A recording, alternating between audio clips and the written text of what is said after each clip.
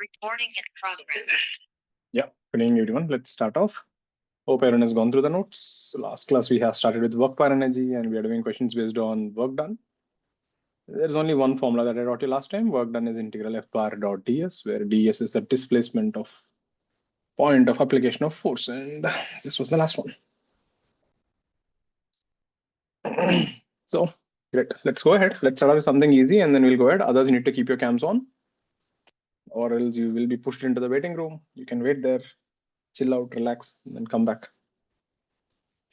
Let's see the question.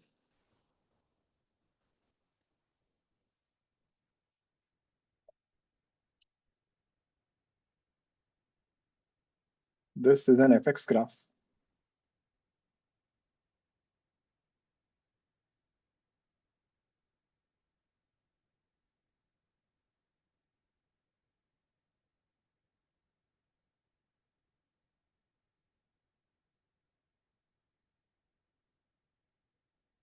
This is 10 newtons. This is 10 meters. This is 20 meters. That is X. Find the position where the total work done is 0. Simple one.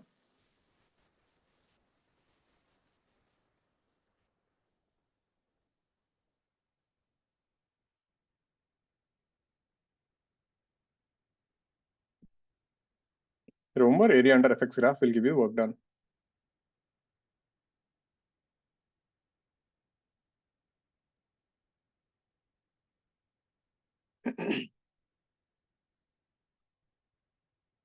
Okay, I'll start kicking people out of the group. I think that will be a better idea, I guess.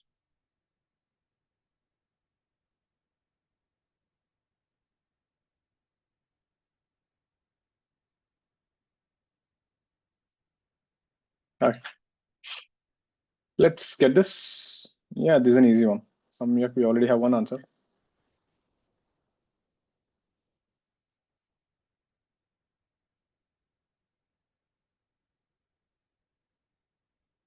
This is something similar to, a VT graph.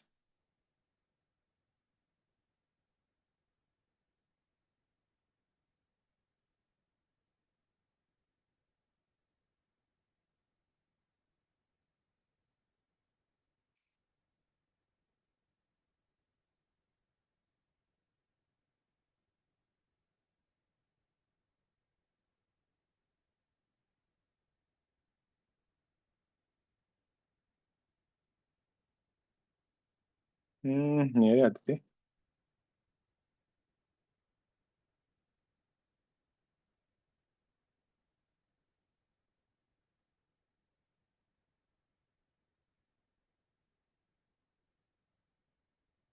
Right, Ishwan. Yeah, we have two answers. Arya, cam on.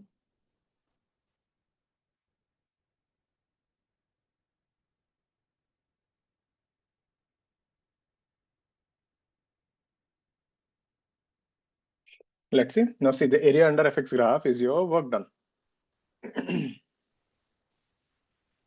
So area above this x-axis here is your positive work. So this entire thing is your positive work. How much is this? So this will be 10 into 10, 100. This will be half into 10 into 50. This is 50. This angle here is 45 degrees. So this is also 45 degrees. Let's say at a particular x coordinate, the work done becomes 0. So this thing will become, this is x minus 20. This also becomes x minus 20. So then this area will be half into base into height.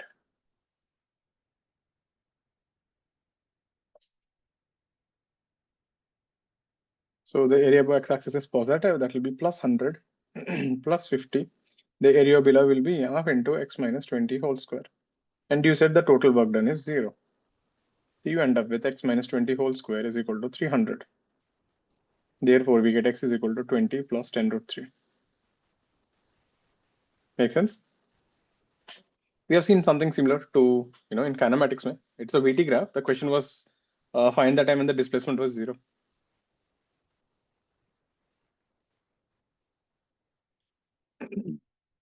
Any doubts on this? The total work done is area under the graph. So area above the x-axis will have positive area and area below will be negative.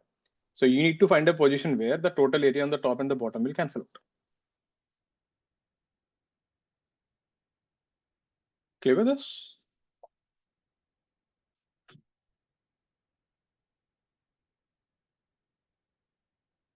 Let's see one more.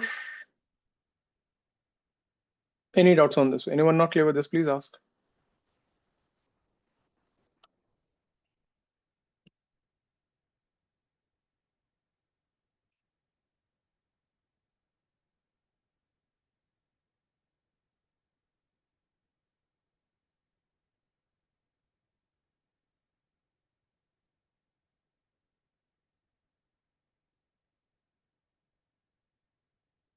Let's see one more.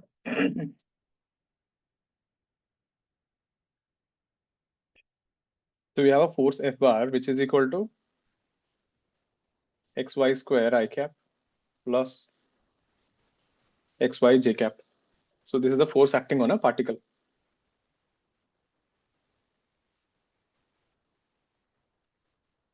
This is your x-axis. This is your y-axis. This point is your origin, 0, 0. Let's call it O. This point is A, which is A, 0. This point is B, which is 0, A. And this point is C, which is A, A. So there are 4 points like this.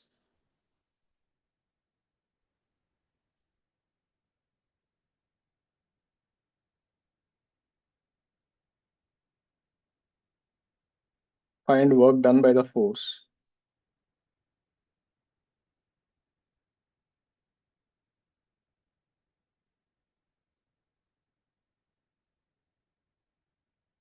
When particle goes along, the first question, it goes along OAC.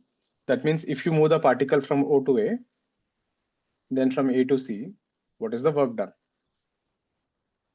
Second option, when you go from O, B, C, means you go from O to B first, then from B take a turn and go to C.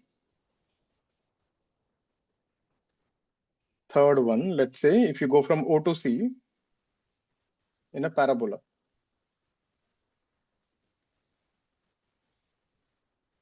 where y is equal to x square by A, means you're taking a path like this. So you're going from O to C in 3 different paths: OAC, OBC, and O to C in a parabola. In all the 3 cases, find the work done.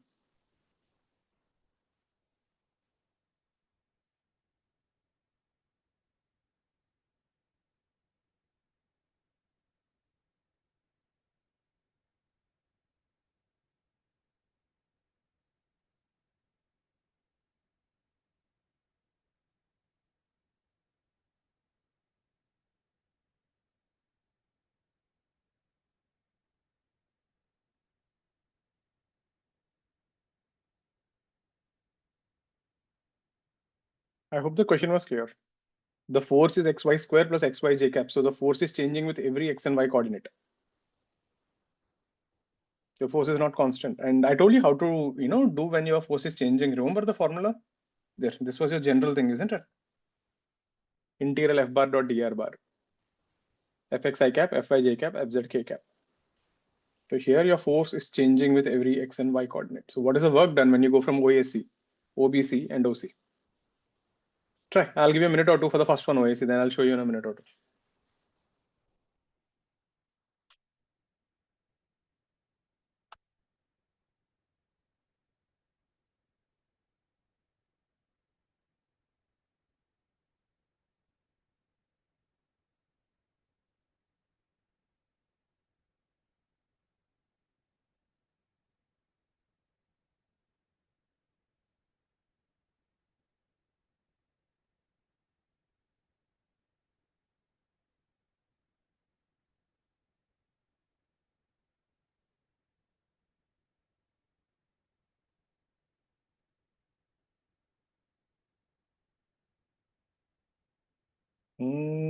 Okay.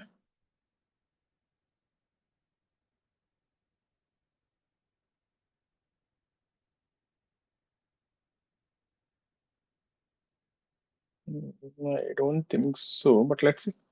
I'll give 1 more minute, then I'll show the first one. Then you can use that as an idea and you can do OBC then. Try it, like a minute, put a little fight. Okay, looks like Arya, Samyak, both of you got the same answer. Let's see, I'll check. Any other answer? We have two answers. I mean, they got the same, not sure whether it is right or wrong.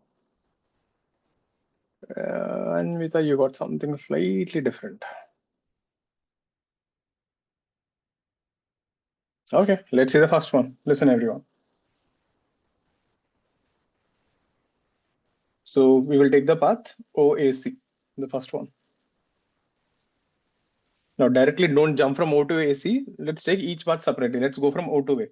So when you're going from O to A, what is 0? When you go from O to A, y coordinate is 0. Therefore, what will happen to the force? Force will be also 0. Therefore, work done from O to A is also 0. Look at the force. If you put y coordinate 0, I component 0, j component 0. That means when you're traveling from O to A, there is no force. When you go from A to C, what is constant? The x coordinate is constant. X is equal to A.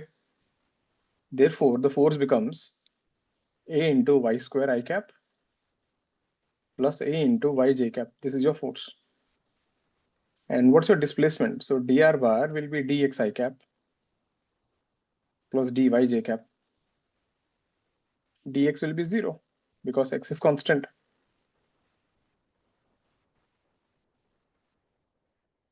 Great. So what is work done from A to C? Integral f bar dot dr bar.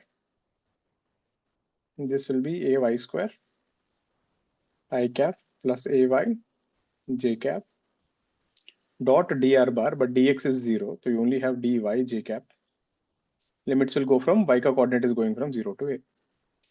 When you do the dot product, I cap dot j cap is 0. You will only be left with A into y dy 0 to A. This will be A into y square by 2. Limits are from 0 to A. Yeah, that's A cube by 2. That's your answer when you go from OAC. Right, Arya. Right, Samyak. I think you got the second part is also right. Right, Utsav. Everyone understood how we do this? So when someone gives a path, directly you can't do. You have to do for each section. Now, can you do for OBC? Go ahead. Do for OBC and do for OC.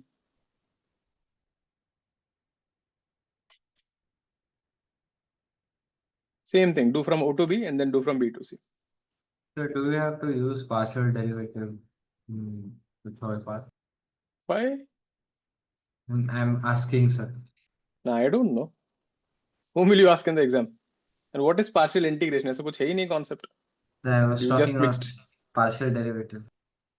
Why do you want to use partial derivative? I don't know. I didn't teach you yet. And I don't know why you want to use that. चलो use कर लो. Use करके देखो कुछ आएगा क्या? That is always the best thing, Rarya. If you think it is there, use it. Na? Let's see if first of all you can use it or not here. I want to see how will you use it. They'll try to guess the potential energy function, but I don't know. no. Potential energy is defined only for conservative forces.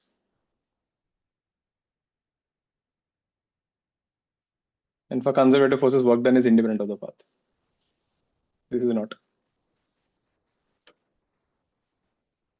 Anyway, we'll discuss about that. OBC, everyone. We already have two answers.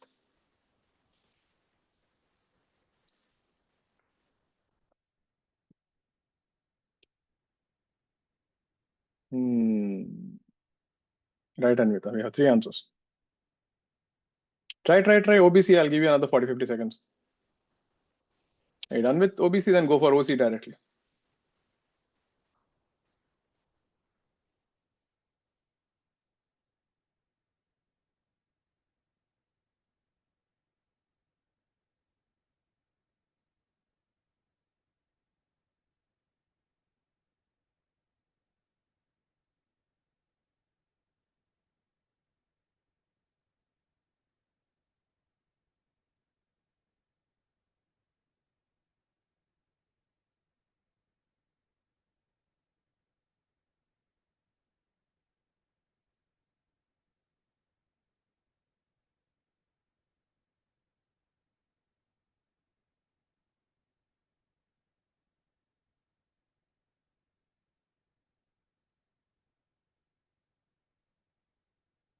Let's see.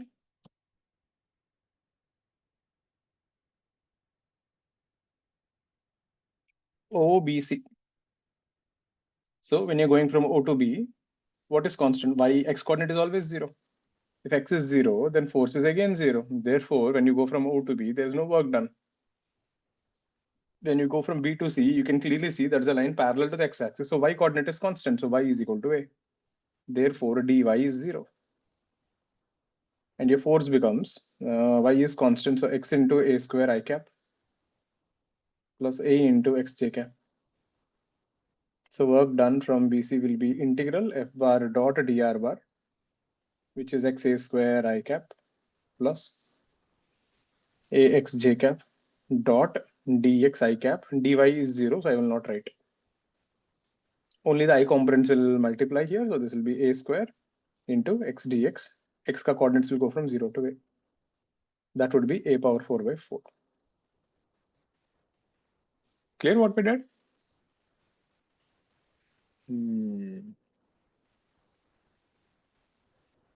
Check, see where it went wrong. It's a power 4 by 2.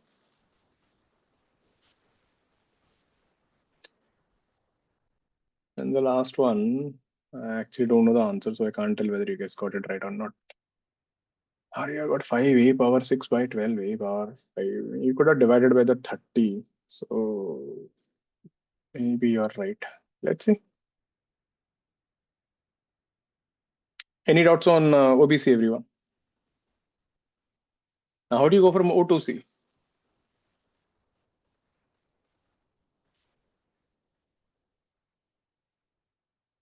O to C is kind of direct actually. So O to C, we have y is equal to x square. So you can make the force like this. So let's make I cap into x and all j caps into y ka term. So x y square. So that will be x and y is this thing. So x square ka whole square I cap. So this x will be root of y into y j cap. So you can write the force as x power 5 I cap plus y power 3 by 2 j cap.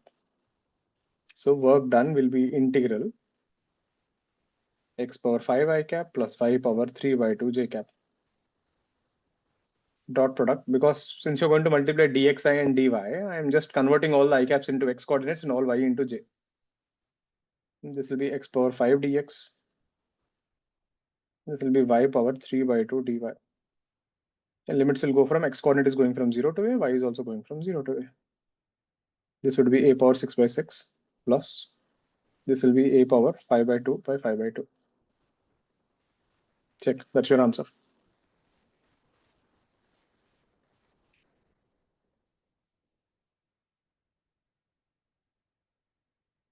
A power 4 by 2. I'm sorry, this is a power 4 by 2. That's x dx. I'm sorry, that's a power 4 by 2. My mistake. Clear with this? Who got this? Sir, Hmm. then I kind of followed a similar approach, but I converted all the coordinates in x terms. Okay. And But then did you convert even dx and dy also? yes, sir, I wrote dy D as 2dx 2x into dx. x. Yeah. So still I got a raised to 5 instead of 5 by 2. Mm, then that would be like what, x into? So that means a is 1, right? In this case, a has to be 1. I did a mistake ना रे. Y x square नहीं था. Y is x square by a था. Okay. I did a mistake ना. I didn't write that properly. This is x square by a था. So this should have been a root here then. I did a mistake there. So ठीक है. Let's change it. अभी क्या कर सकते हैं? So x I square by didn't a. take So the that will a1. be even I didn't take. मैंने वो a लिखना भूल गया था. This is y is equal to x square by a. If a is equal to 1, it would have worked. So this is root ay y dy. So this will be root a y power 3 by 2. So there's a root a sitting here. And then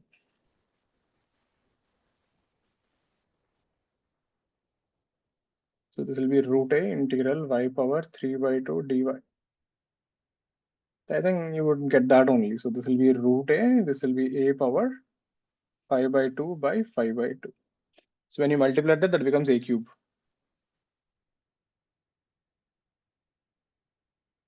I think then it would have matched. हाँ Samyak. Sir वो आई cap में भी x square मतलब Y square में x T पर 4/स्क्वायर वो भी एक मल्टीप्लाई करना पड़ेगा ना. पेन रे. कितना था वो? That would be another One more x square power. by एक और a square आएगा ना. Yes, sir.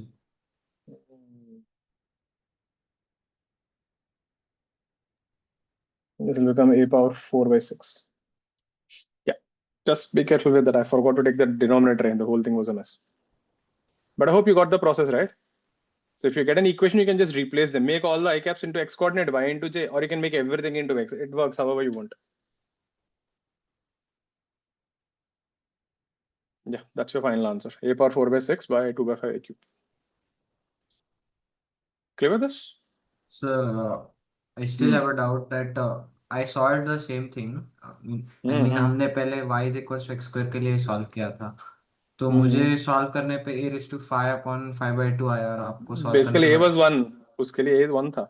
Okay, तो We ठीक है. ignored ना x square by a वो हाँ, dimensions match नहीं हो रहा था ना. Yeah, okay. वो a 1 तो it would have matched. Hmm. All clear with this? Next thing.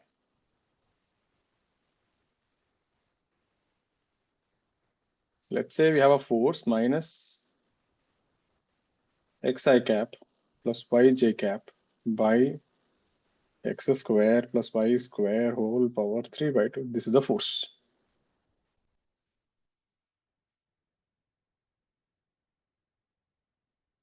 Find work done when it goes from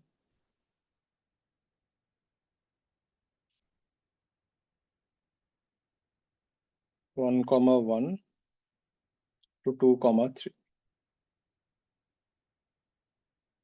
The same thing if the force is minus yi cap plus xj cap by x square plus y square 3 by 2. Same question. Find the work done when you go from 1, 1 2, 3. Yeah, let's take that only 2, 3. Let's get them. Let's do the first part. Sir, any specific path is not specified. Nothing is mentioned. Matlab, you can go from 1 to 1 to 2 to 3, however you want. The answer won't matter.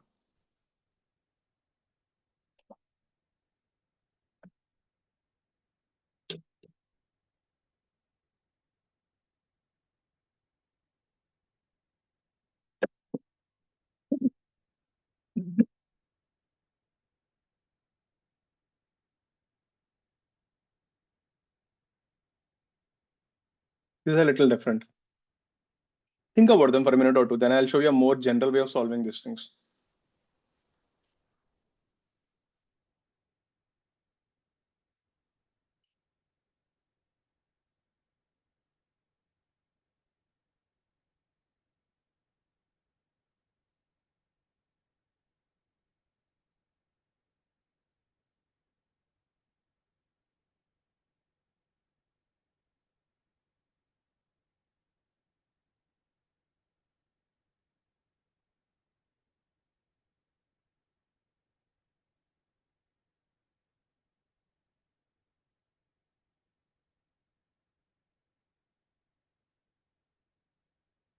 How will you approach this?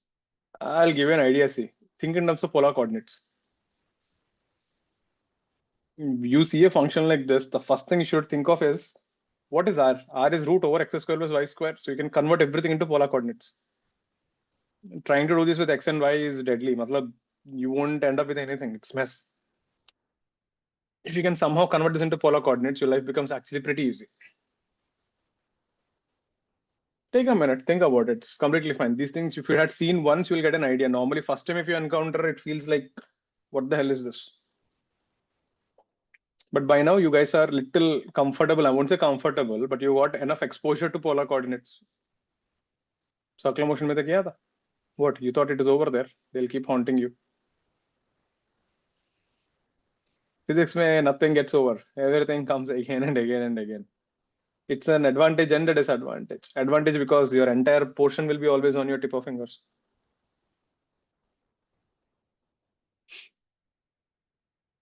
Is it 1,1 or 1,1 re?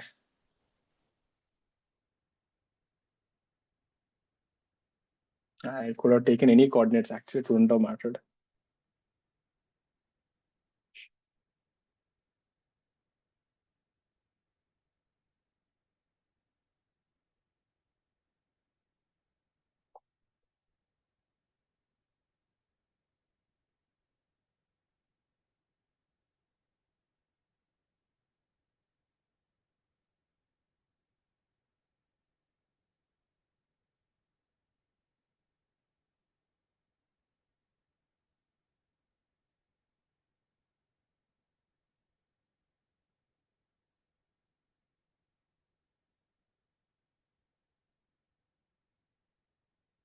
Chalo, listen to this thing carefully.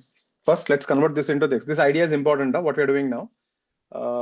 This again you'll encounter in the same chapter, and again you'll encounter something like this thing in magnetism in the 12th standard. First of all, let's again go back to your polar coordinates. So if you have a point P here, and if you have a coordinate x comma y, this is your r bar.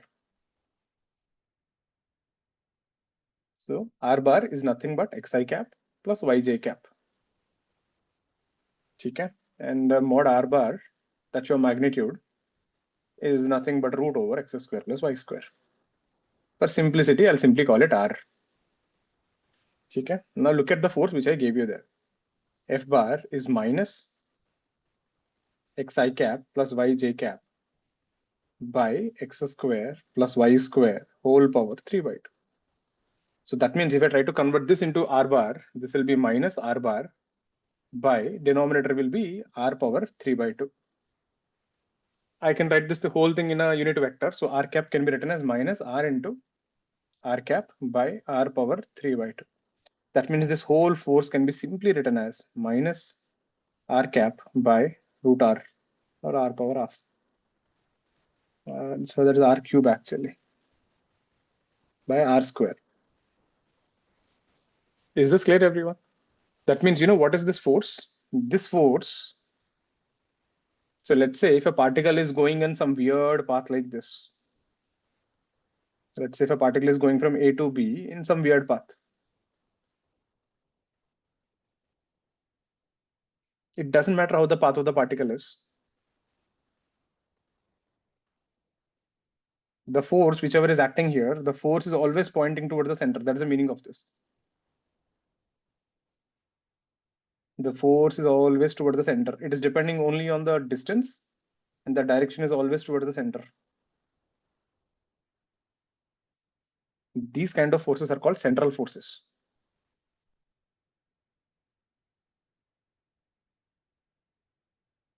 So these forces are always directed towards a fixed point or towards a point.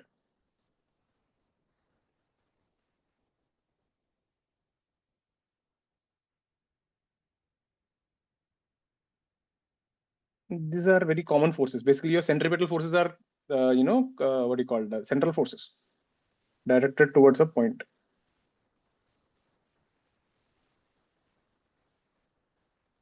If I take one more example, when you take the sun and the earth, let's say we have a sun, and let's say we have some asteroid or a comet, which is going in an elliptical path.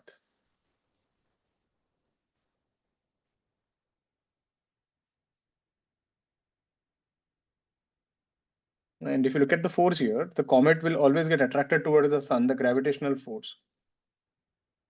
It doesn't matter where the comet is, the force is always towards the sun. So here, if you see gravitational force is central force. So gravitation is actually a central force.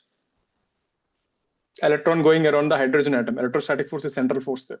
So central force is simply a force which is toward the center. Is this making sense?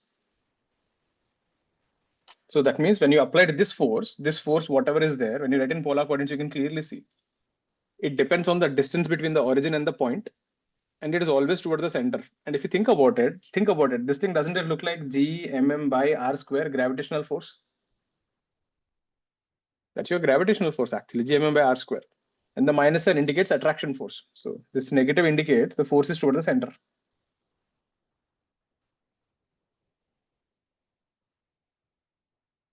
Minus r bar, no, the opposite to the center. So negative indicates towards origin.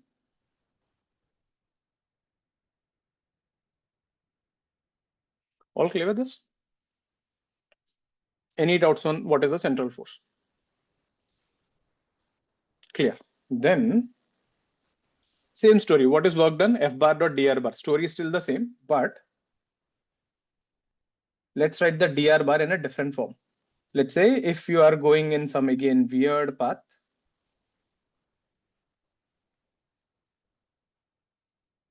so this every segment here can be treated into two parts.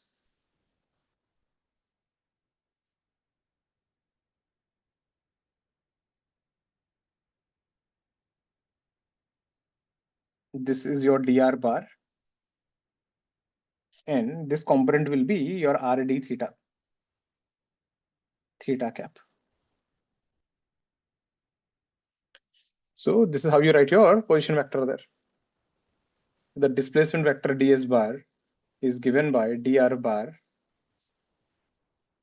or you can say dr r cap plus rd theta cap. Are you getting what we did? Instead of writing dx I cap plus dy j cap, you can write a curve in two directions. Remember, a vector can be always resolved in two perpendicular directions. So this is your radial direction. This is your tangential direction. So you can write displacement like this. So what is work done? Integral f bar dot ds bar. So this is the work done in polar coordinates. Now in our question, what is the force? Minus r cap by r square. What is the displacement? Dot product dr dot r cap plus rd theta into theta cap. We can clearly see here r cap and theta cap are perpendicular. Therefore, r cap dot theta cap will be 0. So when you do the dot product, you end up with simply minus dr by r square. So here the limits will go from Ra to Rb. That means the work done will depend only on the distance from the origin. It doesn't matter what is the path. So when you integrate this, you end up with 1 by r. Limits will go from Ra to Rb. What is A and B ka distance? So A ka coordinates are 1, 1. So the distance from the origin will be root over 1 square plus 1 square. B ka coordinates are 2, 3. So Rb will be root over 2 square plus 3 square. That is 4 plus 9, root 13. So the coordinates will go from root 2 to root 13. So for this, the answer will be 1 by root 13 minus 1 by root 2. That's the work done when you go from A to B. It doesn't depend how you go from A to B. It only depends on the distance from the origin. Again, listen what we did. If you take a point P, which is x, y, the position vector is given by xi plus yj cap. These things will be little different and difficult, but once you get the hang of it, you'll be able to handle most of them. So till now, what we did, right? We wrote always work done in terms of what? This was the general form. This was the form. But this is in Cartesian coordinate systems. Generally, mains they'll ask these kind of things only. But once you go to advanced, they will not just stick to these kind of forces. You will start encountering these kind of weird forces also. Xi cap plus yj cap plus x square y square. These things you won't be able to handle with your polar, Cartesian coordinates. But when you notice this clearly, now you will see something. Xi plus yj is r bar. You will notice this whole weird equation can be written simply as r cap by r square. So when you convert this into polar coordinates, your life becomes easy. So convert force into polar coordinates, convert even displacement into polar coordinates. So when the particle is going on this curve, ds is your small displacement. It can be divided into two components, dr bar and rd theta cap. Then it is just your regular displacement. Are you clear with this? So you can go from A to B however you want. It doesn't matter. Matlab, if A is this and B is this, You can go any path you want. The work done is same. Please have a look at this page and this page. Ask me if you're confused with anything. So what we did in summary, right? I have converted force and displacement into polar coordinates. That's what we did. That's it. Instead of writing dx I cap and dy j cap, I'm writing dr r cap and r d theta theta cap.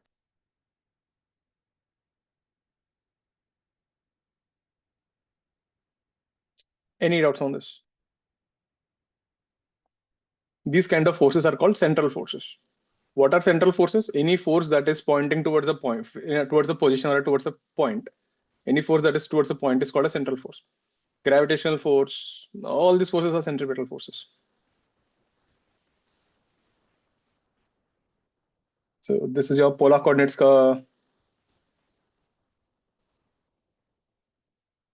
vector form. Now can you do the second one? What is the second one?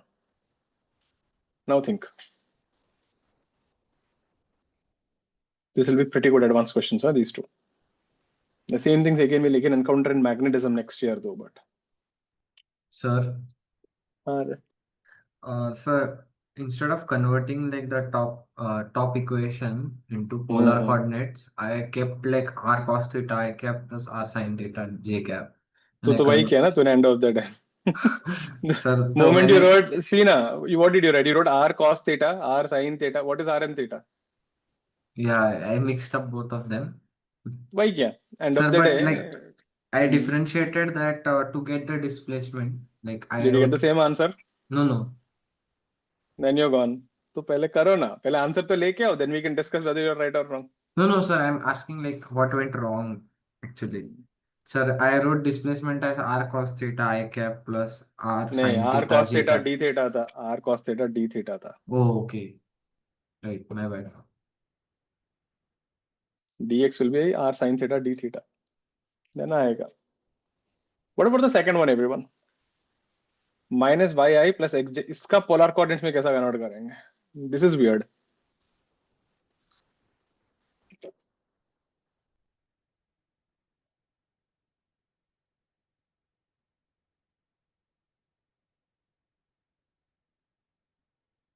Think, take a minute. It's a pretty good one. You should definitely try this question again on your own. Because once you understood this, right, no matter what I give, you'll be able to solve pretty easily.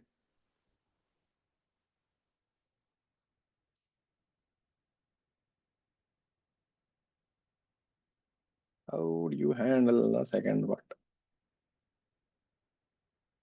Think for a minute, then I'll tell you something, then I'll give you a minute or two.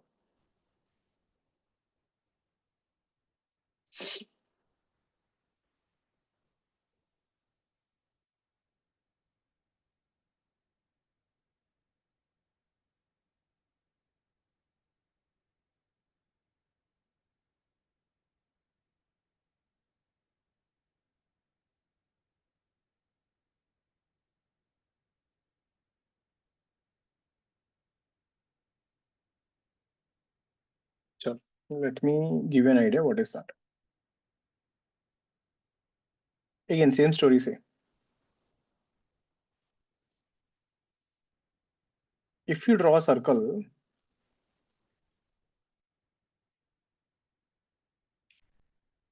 again, don't worry if you're finding them little different or difficult. Like if you had seen once, you will get the hang of it. And then you will think this is normal.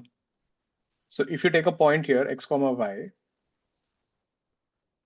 this was your r bar, right? Which is xi cap plus yj cap. This was your radial vector.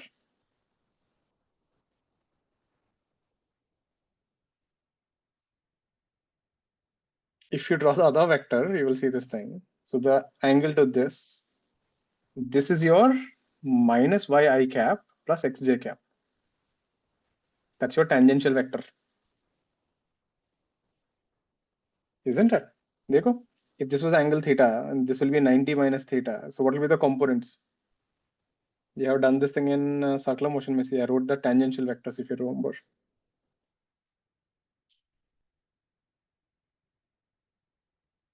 So the minus sign was only for the y, okay? That And direction. okay. Minus sign is only for the I cap. Do you guys remember this? minus sine theta I cap plus cos theta j cap. That was your tangential vector. Now, in case you're still wondering, oh, how is that possible?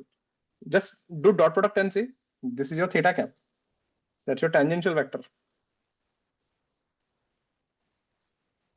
Minus yi cap plus xj cap, that's your tangential vector. Do the dot product and you'll get 0.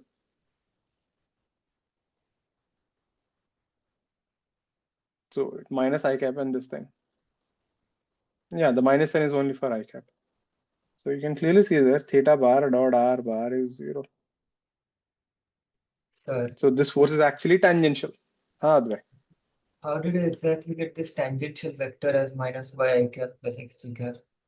By resolving into components, you know how to take vectors. Yes, sir. So if this is r, what is this component here? This is 90 minus 90 theta. minus theta. So vector क्या होगा वो? Actually, R cos 90 minus theta I cap plus R sin 90 minus theta. So that will be, if you guys are confused, let me write it down for you then.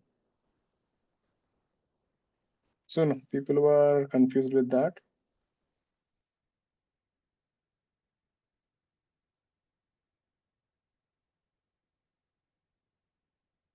So if you take this as theta and this is R, and this coordinate is x comma y. So x is R cos theta and y is R sin theta.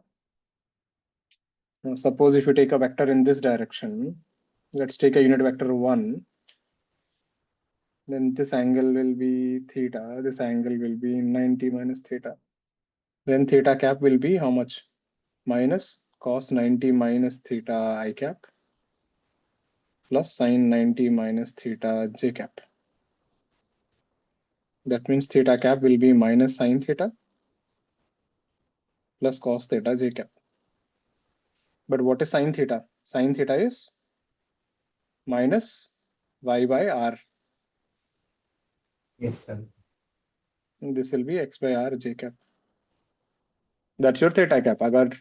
If you just multiply this thing r into theta cap, that would be minus yi cap plus xj cap. That's your tangential vector. Happy? Yes, sir, it's fine. Now know this thing, remember this thing. If you remember this, next time it will be easy to solve. So the force which I gave you is a tangential vector. That means the force is acting always in a circular force. Now can you solve the work done when you go from A to B? So if you're applying this force to go from A to B, then what is the work done? 1, 1 to 2, 3. Now think, I'll give you a minute or two. This gives you a pretty nice answer. Huh? I'll show you a more generalized form.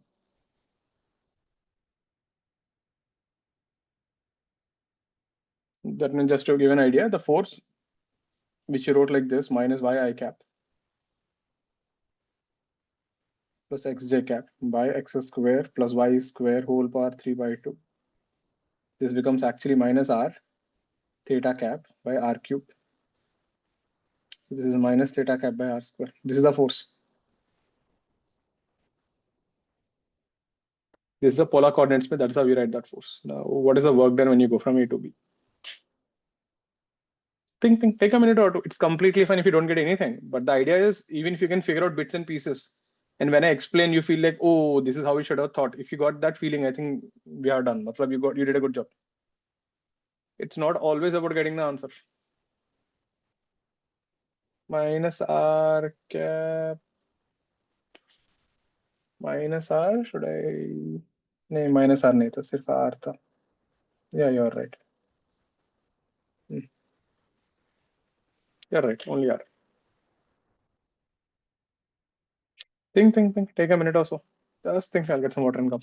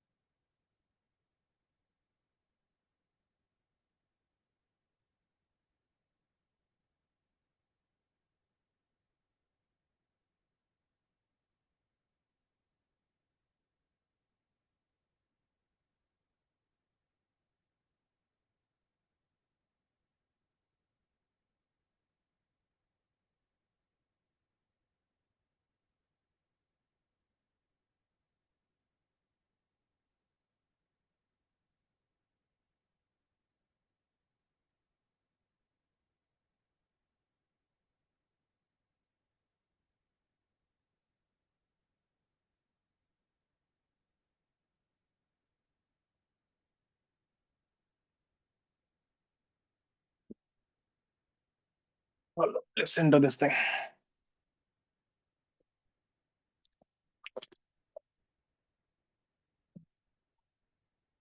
So whenever you have tangential forces, right? Again, what is the displacement vector? ds bar will be dr r cap.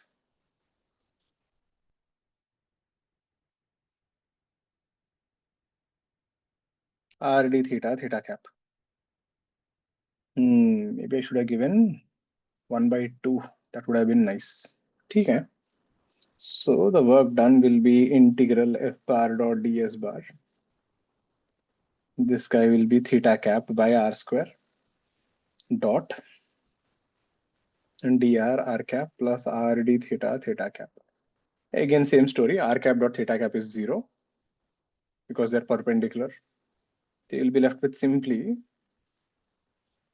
r d theta by r square. So you will be stuck by d theta by r. You can't solve this actually. You can't solve this because there is a relation between r and theta. I should make this 1/2. X square plus y square curved. Then if you do that, then this will be power of, this would be simply r, and this will be simply theta cap.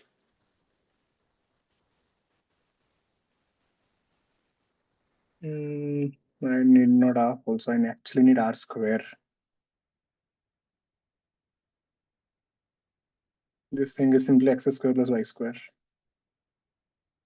You will see why. Then this will be r, this will be r, the r goes off, you'll be end up with only d theta. So the function I have to change it just a bit. If you have d theta by r, then you're stuck. Then you have to, I need to know the path also. I need to get a relation between them. So this is simply angle between theta a minus theta b. This is the answer. So what is this angle exactly?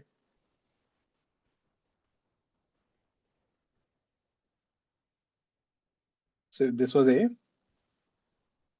which was 1,1, and if this was b, 2,3, this is angle theta a, this is angle theta b. So tan theta a is equal to 1, which is 45 degrees. Tan theta b is equal to 3/2. So the answer for this thing will be tan inverse 3/2 minus pi/4. That's your answer. It only depends on the angle between the 2 points. So if you take this particular force, right, minus yi cap plus xj cap plus x square y square, it gives you pretty interesting answers. So if you take any two random points A to B, it doesn't matter how you travel. The work done simply depends on, take the two corners, this angle. It just depends on this angle there. So work done from A to B for this force, which is theta cap by r. The work done simply depends on the theta. Theta b minus theta a. Clear with this?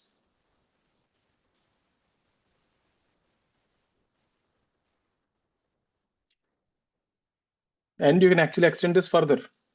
What if the path goes like this? You complete a circular path like this. Then if you try to measure the angle from A to A, you're actually making a complete revolution. So then work done in a loop like this will be 2 pi. And something also more interesting happens. What if the loop is outside? This is the center. And let's say the loop is like this. So if you start from here,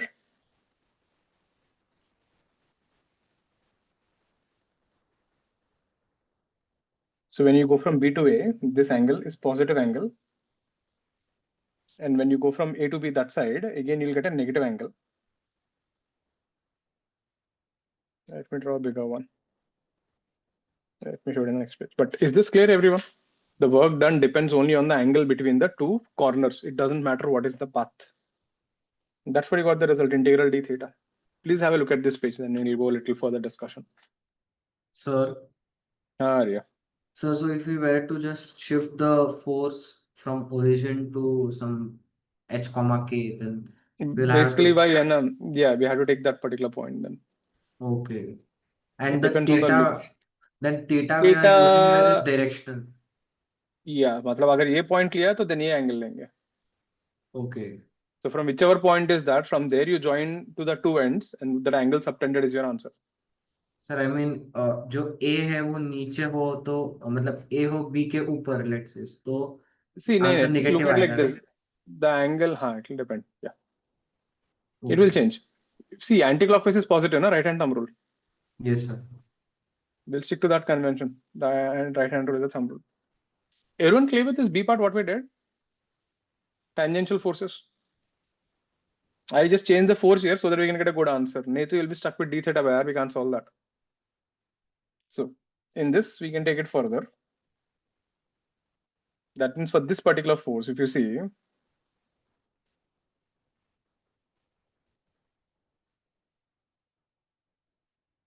if the loop encloses the origin,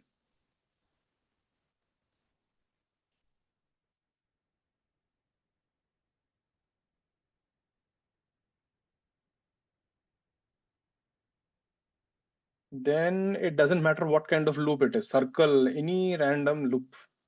That means if you start from this point A here, to come back to A, we will make up one full revolution. Here, theta will be 2 pi.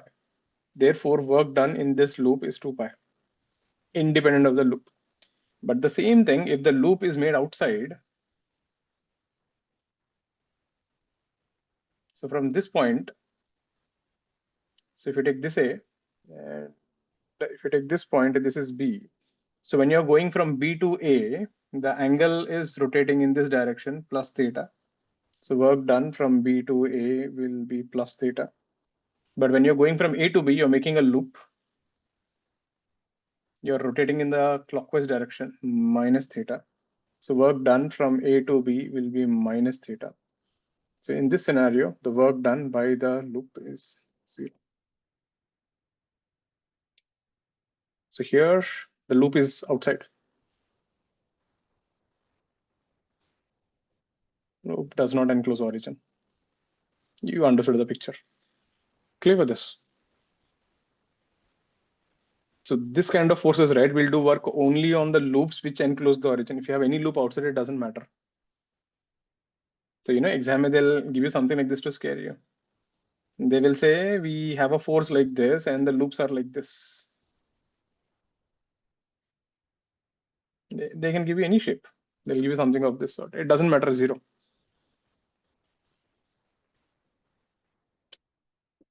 I hope everyone is clear with this. So this is a tangential force.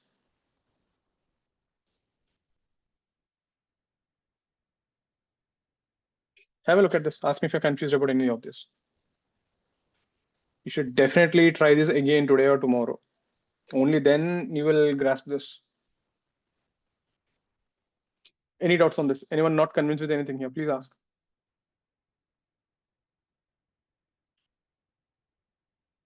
Clear? Great. So this is the work done by tangential forces. And we wrote about central forces now. Let's just make a statement there. I think here we wrote the work done by central forces is independent of path. It depends only on the initial and the final position.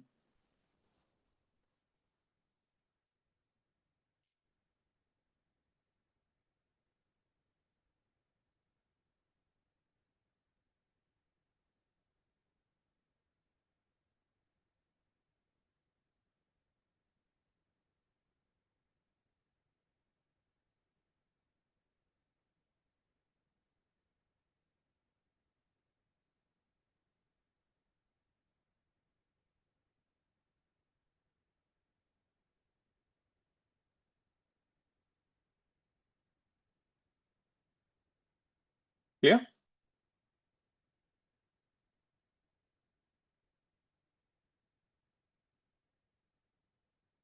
So what are central forces? Anything that has something like R cap, those are central forces.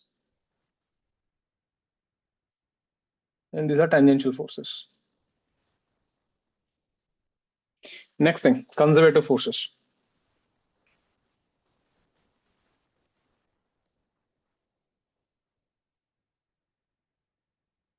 So what are conservative forces?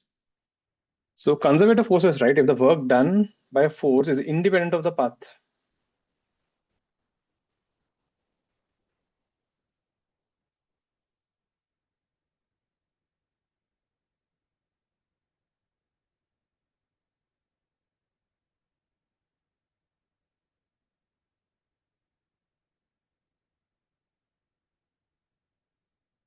Right, and depends only on the initial and final position, is said to be conservative.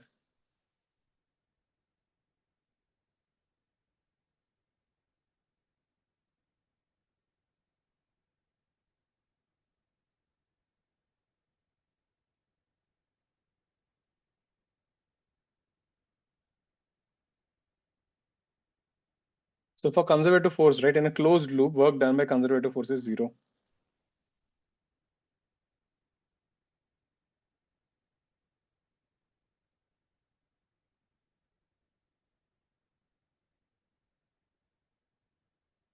So what are conservative forces? So examples of conservative force. One, any constant force is a conservative force.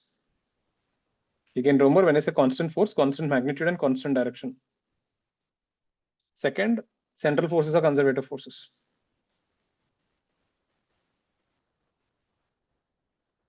Third, functions which are perfect differentials. Do you guys remember the perfect differentials we did last time? Forces which are perfect differentials are also conservative forces.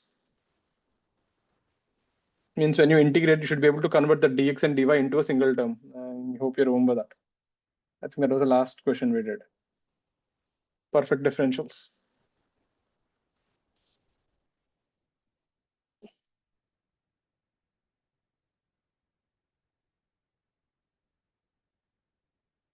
Right. So just to remember simply, you can remember your gravitational spring and all these are also, gravitational spring forces, electrostatic forces, all are conservative. So generally in our portion, these are things which you'll see normally: gravitation, electrostatic, and spring.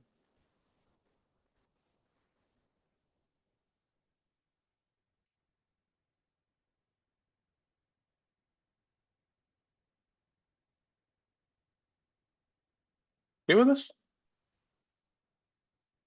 Tangential forces are not conservative.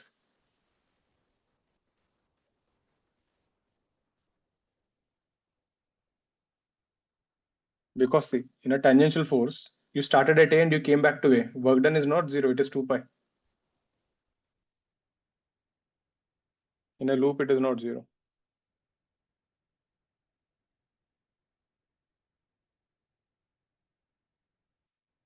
Clear with this thing?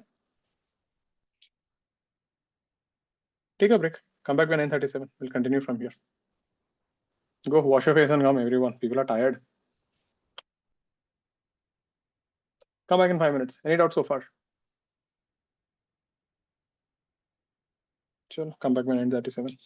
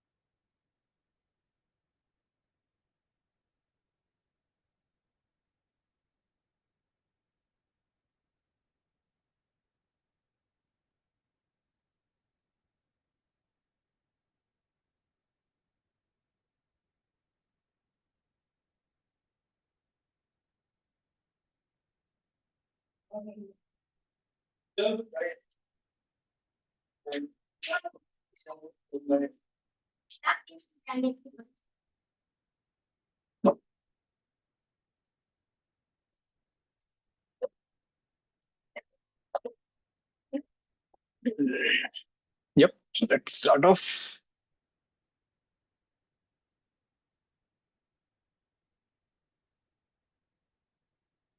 Definition of central force is what forces which are directed towards a point are called central forces. Oh, name में है ना definition central forces. Camps on everyone. Next thing. So now I'll give you some forces. You have to tell me which are conservative, which are not conservative. So this is another way of asking questions.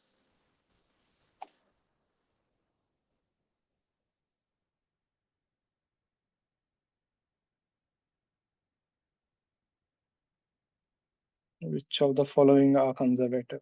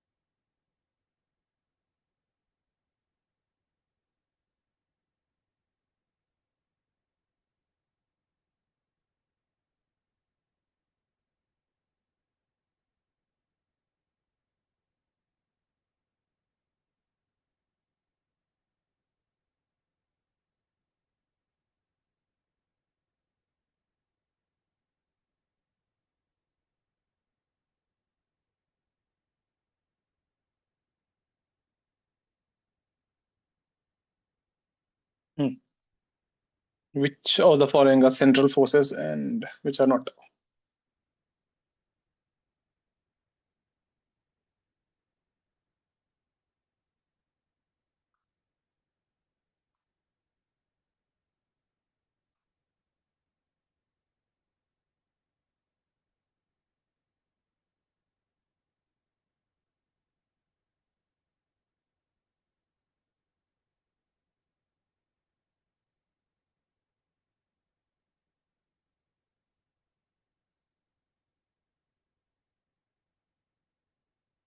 Try. Everyone should give it a try. Take a minute or two.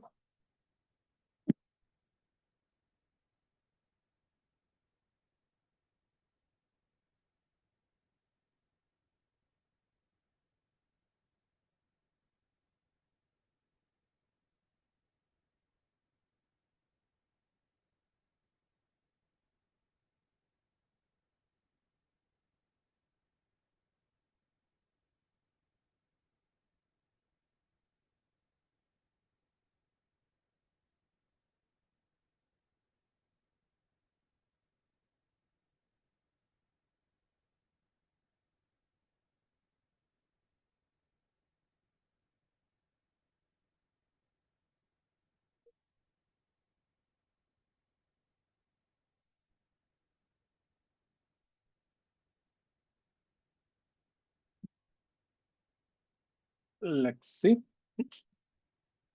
Most of them are central forces actually. Look at the first one. First force is constant force, isn't it? So it is conservative.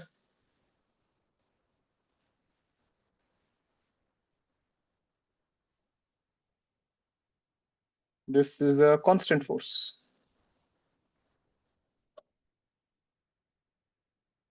So this is conservative.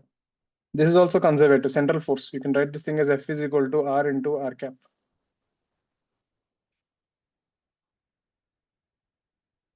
This thing, when you integrate integral F bar dot dr bar, this thing comes out as integral y dx plus x dy. This is actually integral d of xy. It's a perfect differential. This also will become integral d of x square y square. So this is also there. So C and D both are perfect differentials.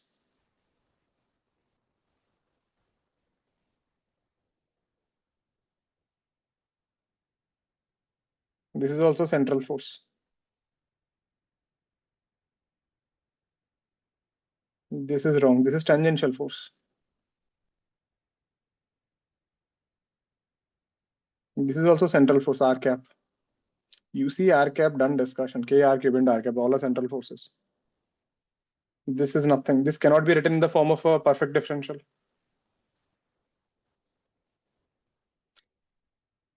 So that is one simple thing. If you cannot write something in a perfect differential, you are gone. But sometimes, right, when you see the equation, you won't understand, can you write or not write? So there's a method for that, mathematical method to figure it out. So let's say that also. We cannot write as perfect differential.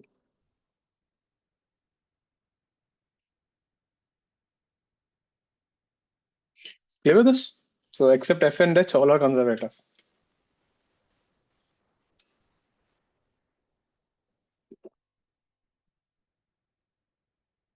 Next thing. So this entire conservative force concept, right, is quite important. Whatever you will be learning here, these things again will repeat in gravitation and electrostatics. Any doubt on this page?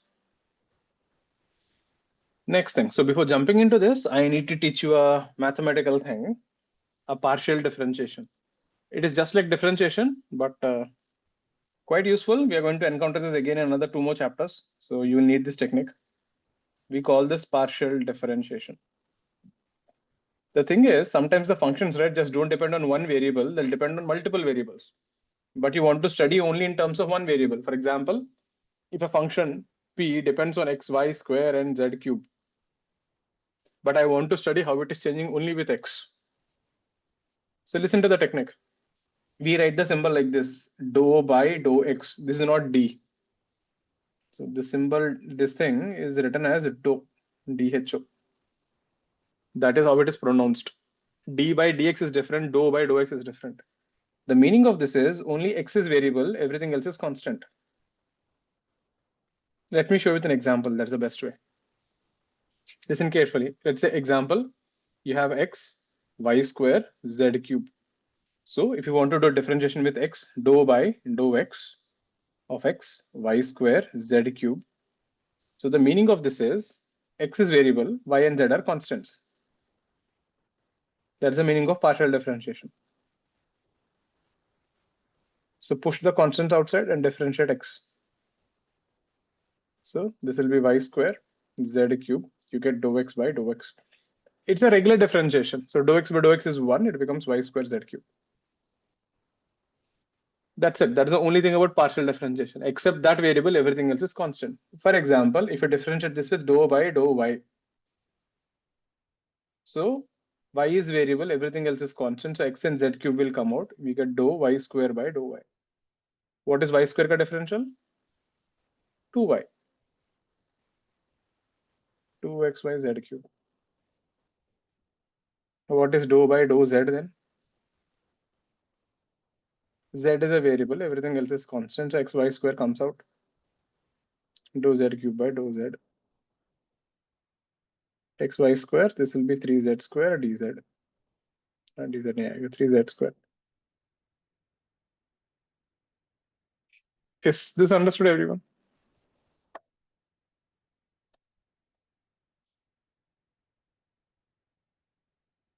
All clear with this? I'll give you one more example. Can you guys differentiate and tell me what is this? So let's say if I have something like function anything, let's say f is equal to xy plus yz square, something of this sort. What is dou f by dou x? Dou f by dou y, dou f by dou z. Let's get this. Just a problem for practice.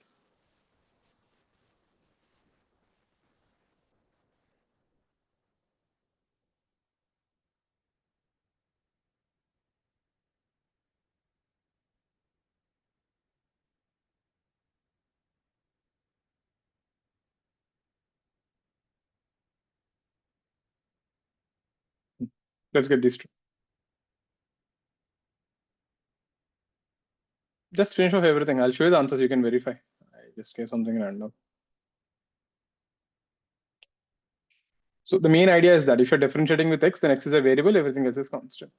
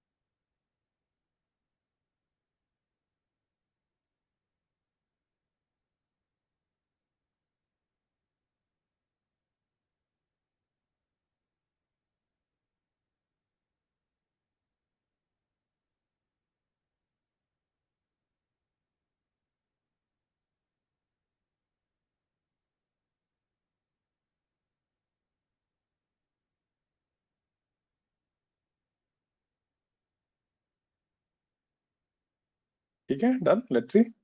I'll write it down. You verify. So in the first one, right, you are differentiating only x. So y z square where there is nothing there. So if you want, I'll just show it again. Dou xy by dou x plus dou y z square by dou x. So remember, y and z are constants. So this term will become 0. So here y will come out and you'll get only y.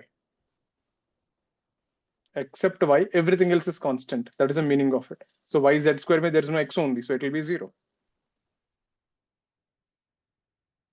Clear? Then dou f by dou y, x into y. So x is constant, it will come out. Dou y by dou y is 1. This will be z square. This would be 0 plus 2yz. Check your answers. What is this? Chain rule. Sine ka differential, cos x square plus y.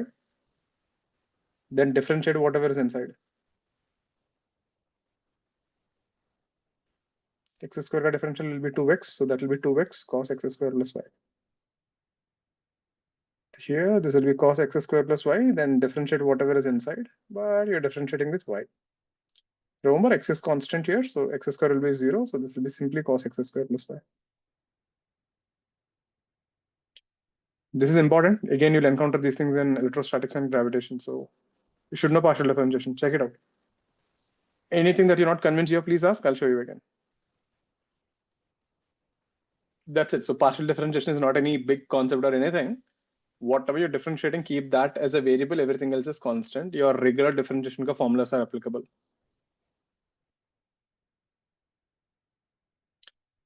Any doubts on this?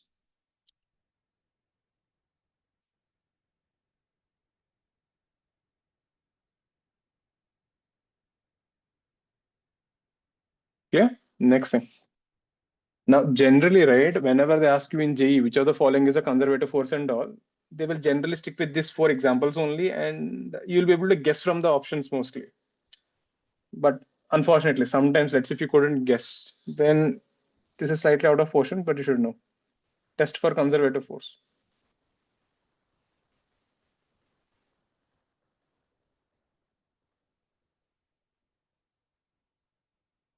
We use something called a del operator. You will learn this thing when you're in IIT first year physics.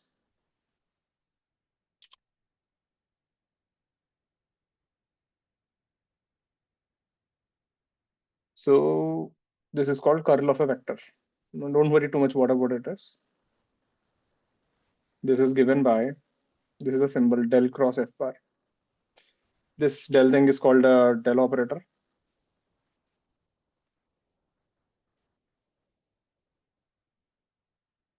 Which is dou by dou x. I'll show an example, don't worry. Plus.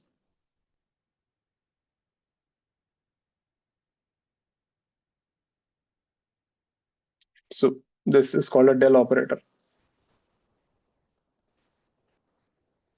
So what it means, what it gives, for now, don't worry too much about it. Let's see the mathematical meaning of it. When you say del cross f bar, this is the meaning of it. It's a cross product. I cap, j cap, k cap. So del ka place में we have dou by dou x. dou by dou y, dou by dou z. This would be fx, this would be fy, and this would be fz. And how do you write this thing as differentiation? I hope everyone knows how to do the cross product I cap. So you take this and this is gone. So you do the cross product here. Dou fz by dou y. So when you take this and this, so this is the cross, no? So dou y by dou z fz and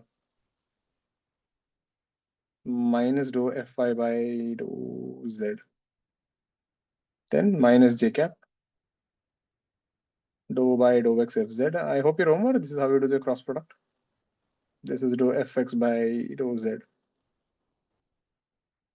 plus k cap into dou by dou x fy minus dou by dou y into fx. This is your del operator. So if this del operator, del cross f, becomes 0, that means all the three terms must become 0, then the force is conservative. That's the test for conservative force. 99% of the time, you don't need to use this. Because when you see a force, if you actually understood these examples, and if you understood these four forces, constant force, central force, perfect differentials, this thing, you'll be able to guess the options. Because this is not there in the JEE portion. They should not be asking this technically. But let's say, unfortunately, some reason you couldn't figure it out, then this is your final thing. This will always give you the answer. All the three terms must be 0. Let me show you with one example.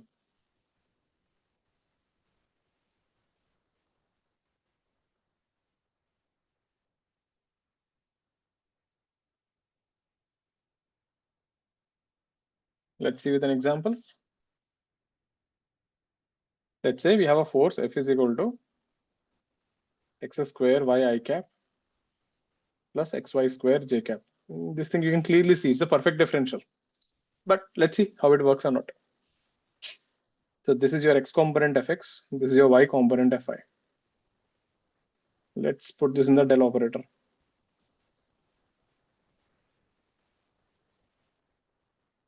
I cap, j cap, k cap, dou by dou x, dou by dou y, dou by dou z. This is fx, which is x square y. This is xy square. There is no z component, so 0. I cap. I hope everyone remembers how to do this thing. This is plus, minus, plus. That will be I cap into dou by dou y. You're differentiating as 0 minus dou by dou z and differentiating xy square minus j cap. You're differentiating dou by dou x 0 minus dou by dou z x square y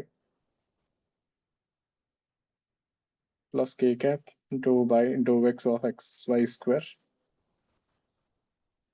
minus dou by dou y of x square y. You can clearly see here, this would be 0, this would be 0. You will be left with k cap into, this will be y square, x is constant, minus, this is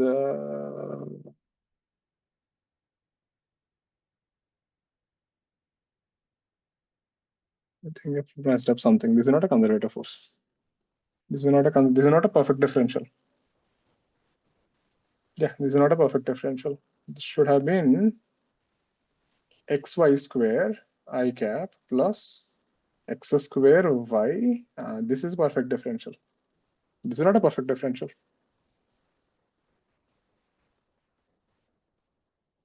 This is not conservative.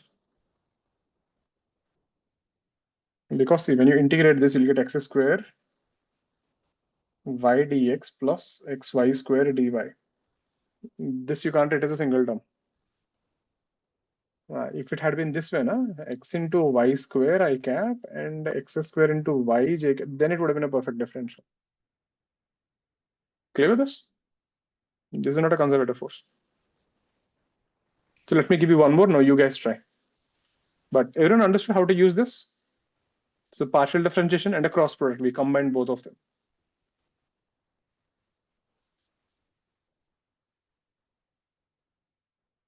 Let's say force is xy I cap, yz j cap, plus xz k cap. Is this force conservative? Let's prove with the del vector. is this conservative?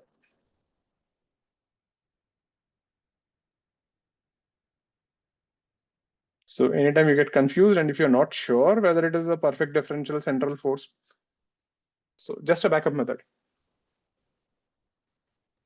Let's get this. Then now from here, slowly we are leaving the force and we are entering into the other stuff. And so far, if you see, we just played around with that one equation, integral f dot ds. But quite important, we covered a lot actually.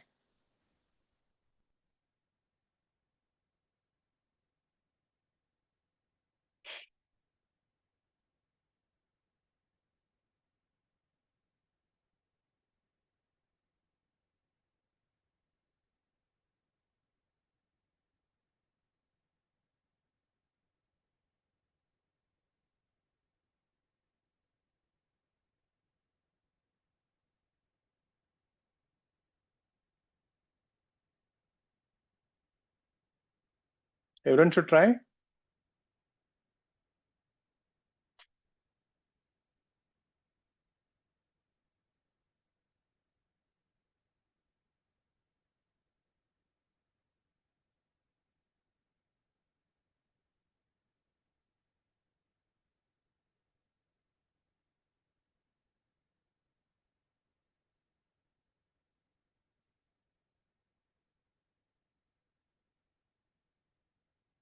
Yeah, it's not a conservative thing. But, let's see what you got: I cap, J cap, K cap. All the three terms has to be 0.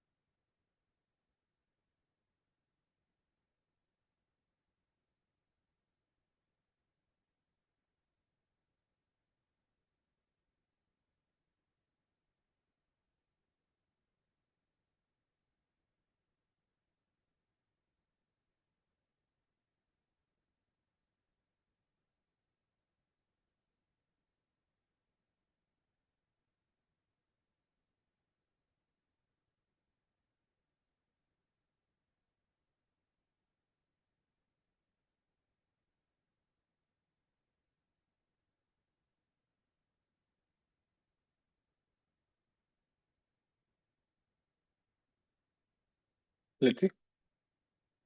Yeah, most of you got it. It's not a central force.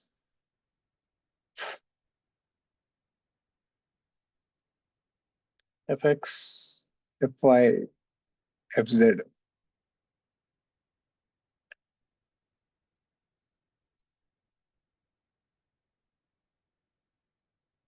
I cap, J cap, K cap.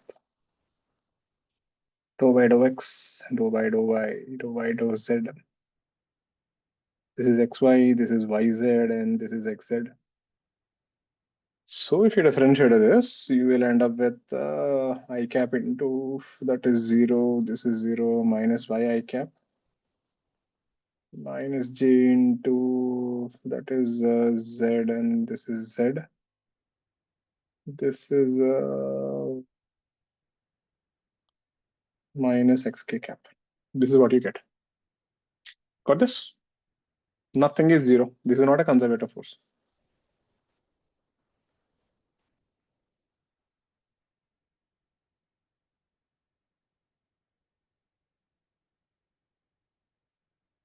Clear? There, that's a little about conservative forces. The next thing, potential energy. Now we are slowly entering from forces to energy.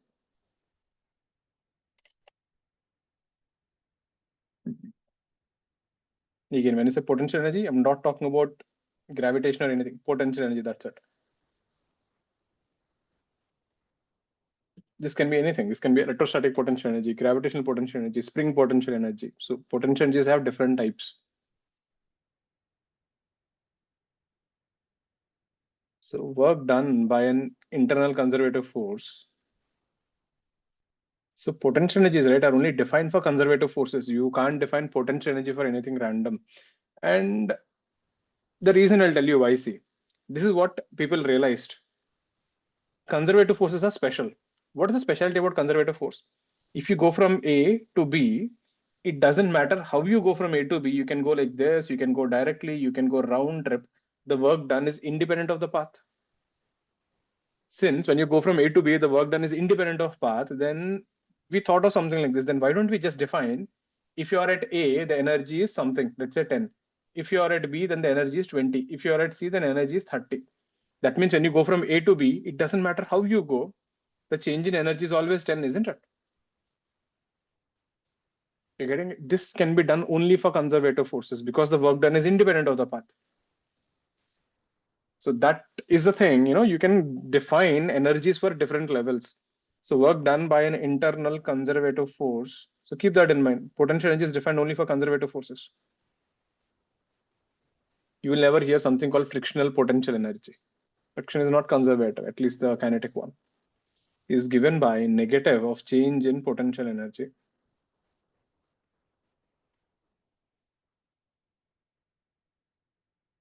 Why minus sign? Think about it. If you do work, what happens to your energy levels? Increase or decrease? If you do work, you get tired, so your energy level decreases. So the minus sign indicates that system ka energy level decreases whenever the system does work. Negative of change in potential energy.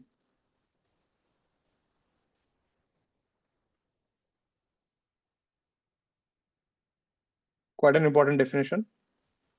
Negative indicates when a system does work, its energy levels decrease.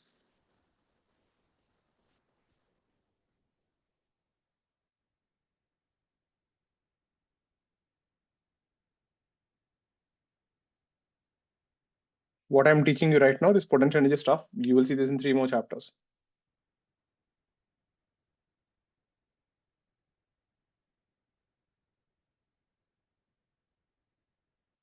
So we can write this thing as work done dW is equal to minus du. We use the symbol U for potential energy.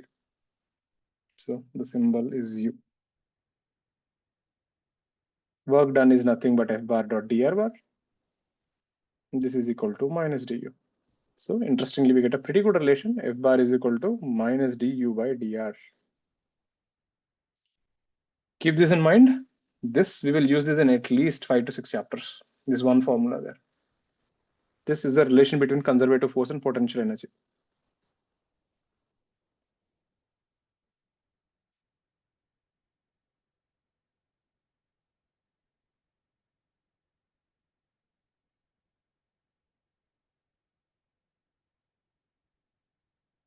So if someone gives you potential energy, you can get force from there.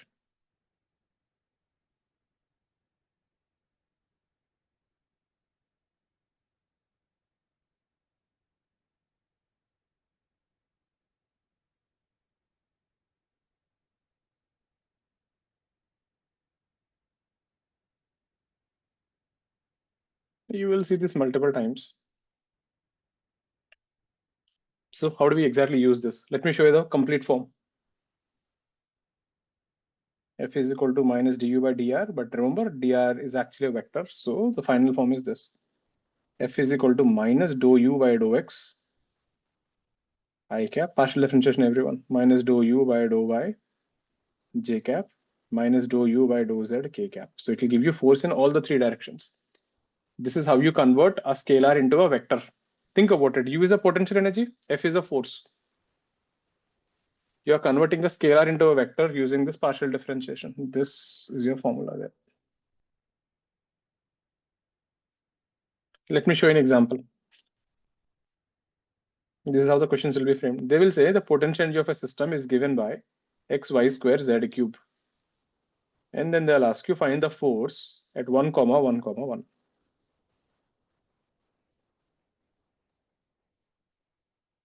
So this is what we do. First do partial differentiation, dou u by dou x, y square z cube, dou u by dou y, 2xy z cube. This we just now did.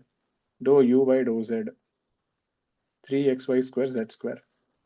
That means this potential energy is created by a force which is minus y square z cube I cap. Remember, there's a minus sign. Minus dou u by dou y is minus 2xy z cube j cap minus 3xy square z square k cap. This is the force. This is actually a conservative force. And you're asking at 1, 1. So if you put substitute 1 everywhere, you'll get minus I cap, minus 2j cap, minus 3j cap. This is the force. This is how a mains level question would be. They'll give you a potential energy and they're expected to get a force. Have a look at this.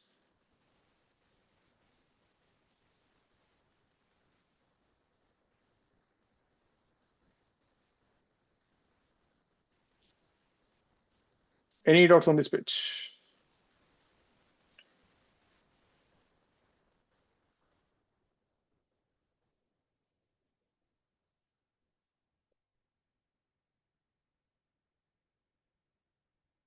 Okay with this? Let's see a question.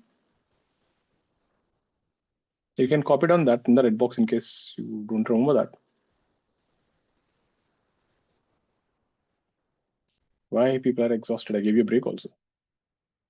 The break, you should go and wash your face. A little fresh up bed and come. Or during the break time, you guys jump around and play or do something. Yeah, you get exhausted. And the best part is this, huh? You feel you all are exhausted and tired. You will feel like, sir, leave us, we will sleep. I will leave you right now. You won't sleep till 12 o'clock anyways. Your sleep goes off immediately after the class. Sometimes I get a feeling, we should start something like this, Arun sleeping classes. So people will come with the bed and pillow. I'll start the physics class. People will start sleeping. So then it's a good thing, actually, alternate career in the future for me. Let's say the next one.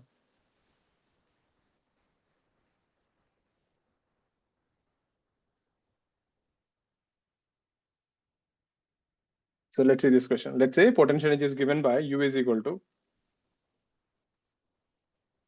sine x plus y.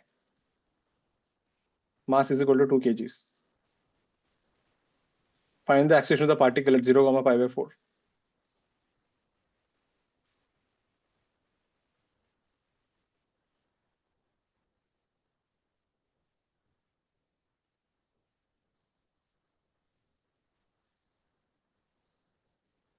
Let's get this.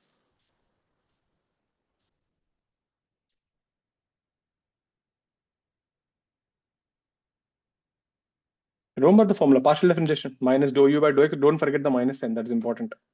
Minus dou u by dou y j cap, minus dou u by dou z k cap. Partial differentiation and this thing. This gives you the relation between potential energy and force. Let's get this, everyone.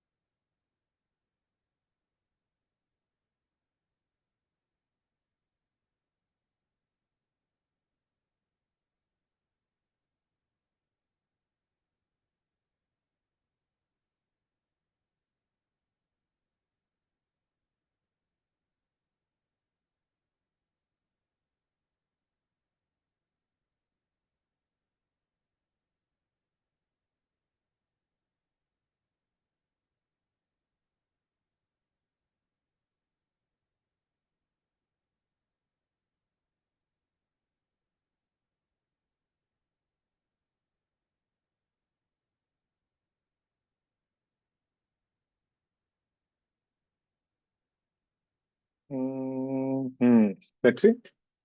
First thing, partial differentiation. Dou u by dou x. That will be cos x plus y. Then differentiate whatever is inside. Y is a constant, x is a differential, dou x by dou x is 1. So this will be cos x plus y only. Dou u by dou y is also cos x plus y. Then differentiate whatever is inside. X plus y. X is a constant, y is a variable. This is also cos x plus y. Therefore, the force is given by minus dou u by dou x, that is cos x plus y, I cap. This is a pretty neat technique, to convert, like I said, scalars to vectors. You said 0, pi by 4. If you substitute here, you'll end up with minus cos pi by 4. Minus cos pi by 4. Which is 1 by root 2. So take out minus 1 by root 2 common, you end up with I plus j cap. Then leave it in vector form. And this is a f bar, which is equal to mass into acceleration. Mass is 2 kg. You will get your acceleration minus 1 by 2 root 2 I plus j cap. They want magnitude, it will 1 by 2. Clear with this? Yep. Hope everyone got this thing. These are kind of main several questions. The relation between potential energy and force. And you'll encounter this thing at least something similar in 3 to 4 chapters. The relation between potential energies and force. Next one. Let's see one more like this. The potential energy U is equal to x plus 2y. U is your potential energy.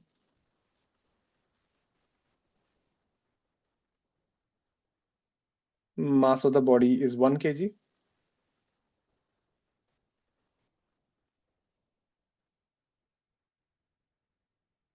Your initial velocity is 2y plus 3j. Find the velocity after t is equal to 2 seconds. And this is another way of asking questions. Potential energy is given and you want velocity from there. Again, remember, I didn't teach you anything about energy conservation and all that stuff. We have done work ka part is done. Now I introduce energy ka part. We will talk about energy, then we will combine everything.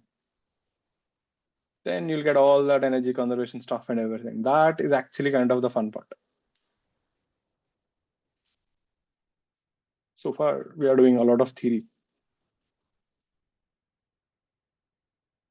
Let's get this.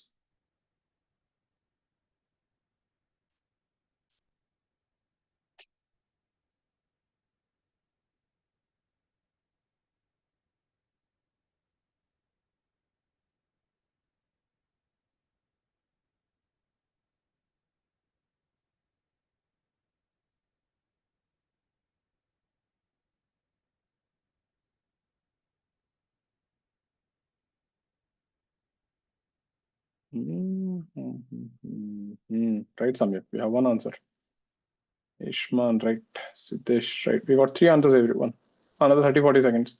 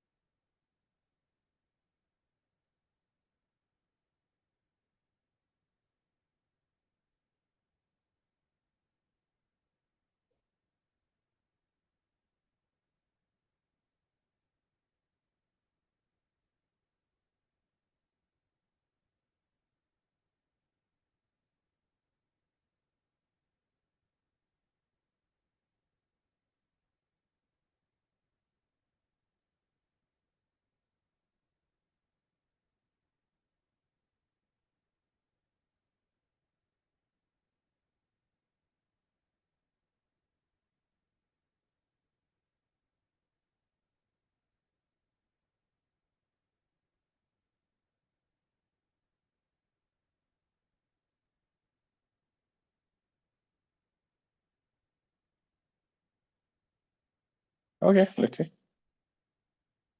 So first thing, force dou u by dou x, which is 1. Dou u by dou y, which is 2. Luckily here the numbers are good. So force is equal to minus I cap minus 2j cap, which is equal to mass into acceleration. So we get acceleration is minus I plus 2j minus 2j. Then acceleration is constant. I can use my kinematics equations. I can use the vector form directly. V bar is equal to u bar plus a bar into t. So v bar, u bar is 2y plus 3j plus acceleration is minus I minus 2j into time 2. So I cap will cancel. That will be 3 by 2 minus j cap. That's your answer. बस इतना ही था. It's after 2 seconds, this particle is going in the negative y direction at that instant.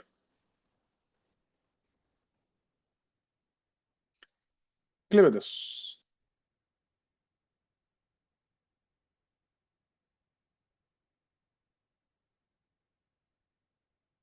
Next thing. Any doubts on this? I hope everyone got the partial differentiation by now. Next thing, equilibrium. Now, this is the third time you're hearing this word. First time we saw this in vectors, then we saw this in NLM. So what is the definition of equilibrium? If the net force acting on the system is 0, the body is said to be in equilibrium.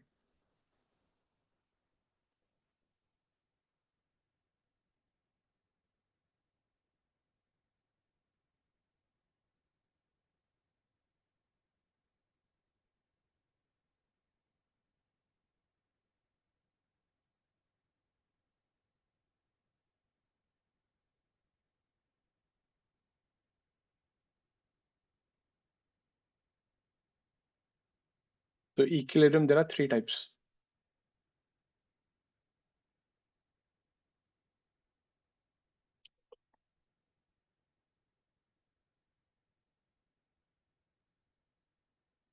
This is important. You can trim really good advanced questions based on the types of equilibrium, but not now. You will encounter most of them in electrostatics and all that stuff. So first thing is your stable equilibrium. So when you keep something, right, you can keep them in equilibrium, but will it be stable or not? So what do you mean by that?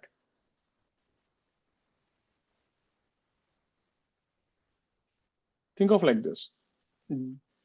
A simplest example, say, stable equilibrium. Let's say if you take a valley like this, you can put the ball at the lowest position. It will be at rest. So the stable equilibrium definition is this. If you disturb this ball, will it come back to the same place or it will go away? Now look at this. If you disturb this ball here, it will try to come back to the equilibrium position. If you displace it to the left, it will try to come back to the equilibrium position. So no matter what you do, you will always try to come back to the equilibrium position. So this kind of positions are called stable equilibrium.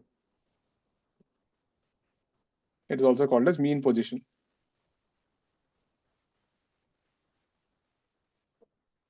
So this is the definition, simplest definition in the layman terms. If disturbed, so from that position, if you push it or disturb it, it will always come back to the mean position.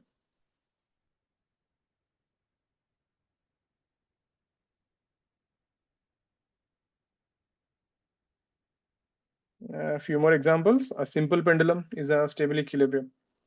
If you take a simple pendulum and when you just displace it, no matter what you do, this pendulum will always try to come to this position. If you displace it to the right, it will try to come back to this position. So this position is your stable equilibrium. So it is equilibrium if you keep it there, but it is also stable because even if you disturb, you'll keep coming there. These kind of systems are stable, they exist in nature. So what is the condition for this? Condition 1, force must be 0. That's your first differential is 0, dou by dou x. Second condition, potential energy must be minimum. You studied this in your chemistry also. Every system tries to achieve a state of least energy. So in a stable equilibrium, the potential energy is minimum. That means the double differential dou square u by dou x square must be greater than 0. I hope you remember this is a condition for minimum. So first differential is 0 and the second differential is greater than 0. Maxima, minima, which you studied in calculus there. So if anything that satisfies. We are writing in one dimension, na? YZ bhi ho sakta tha. Okay, sir. So this we are writing only in one dimension for now. You could write du by dx if you mention one dimension. If I didn't mention, so this is equilibrium in x direction. All clear with this? So simple definition. What is equilibrium? Force is 0. What is stable equilibrium? If you displace from there, it will always keep coming back there. Or the potential energy is minimum. I think when I show you unstable equilibrium, you'll understand the definition. What is the second type of equilibrium? Unstable equilibrium. I think this will give you more clarity about the previous one. So let's say you have a hill like this. Tell me one thing, if I take a ball and keep it at the top, if I can carefully keep it, can I keep it at rest? If I can carefully somehow adjust there, can I keep it at rest? I can keep it, right? But if I disturb little, what will happen? The moment you disturb, it goes away from there. That's why it is called unstable equilibrium. You can keep it at rest, but all you need is small disturbance for it to go away. This is an unstable equilibrium. So if displaced slightly, it goes away from that position. It won't stay there. These kind of equilibriums are called unstable.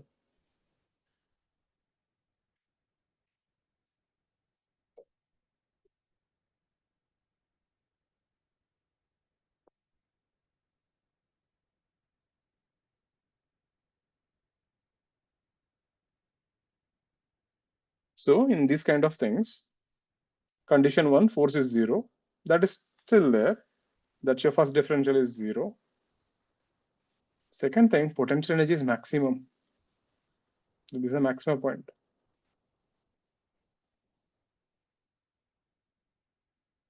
So for maximum, what is the condition? Second differential is less than 0. This is the condition for maximum, everyone. So that is how mathematically you prove something is a maximum or a minimum. Example, you can give a lot. Think of like this. If you take a stick and if you keep it like this, that same stick, if you keep it like this,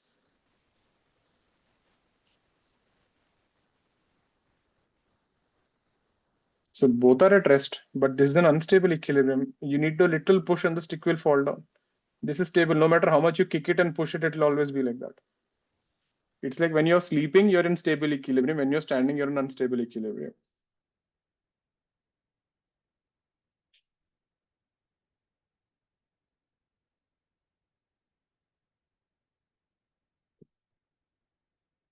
Similarly, you can also take a pendulum like this. So this is a rod.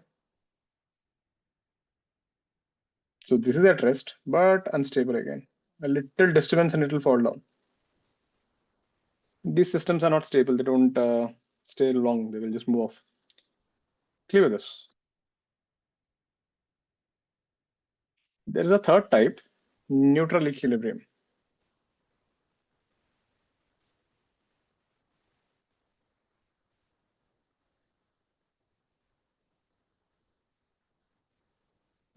These things, right? Think of a flat surface. So if you put the ball here, it will remain at rest. If you slightly push it there, it will remain at rest. It doesn't matter. Matlab, even if you push it, it just stays there at rest.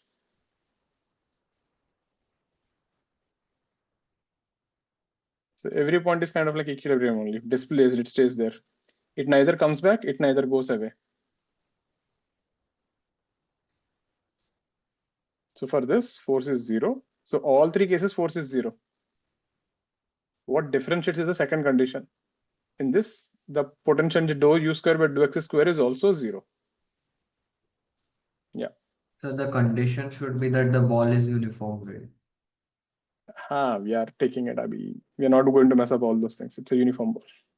Particle jaisa, matlab, yeah. If it is not uniform, then all the stuff will come. Let's not go there into center of mass. So if I take an example of this, take a rod like this. Put mass m, put mass m. Both the sides you keep mass m. And you exactly put a hinge in the center.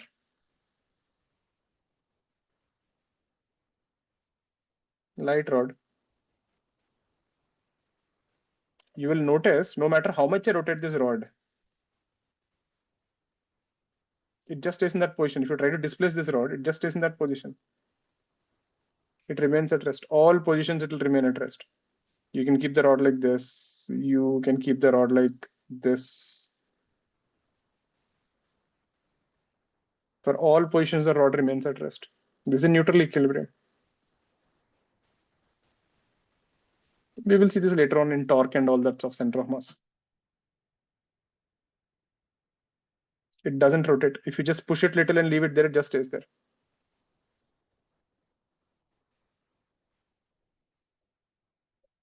Okay with this? So I have a question. Can you have stable and unstable at the same point? Can you have stable and unstable at the same point?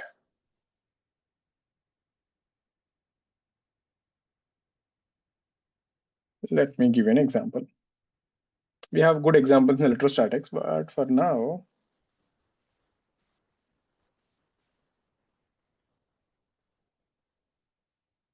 ever seen a Pringle? A hyperbolic surface. Yeah.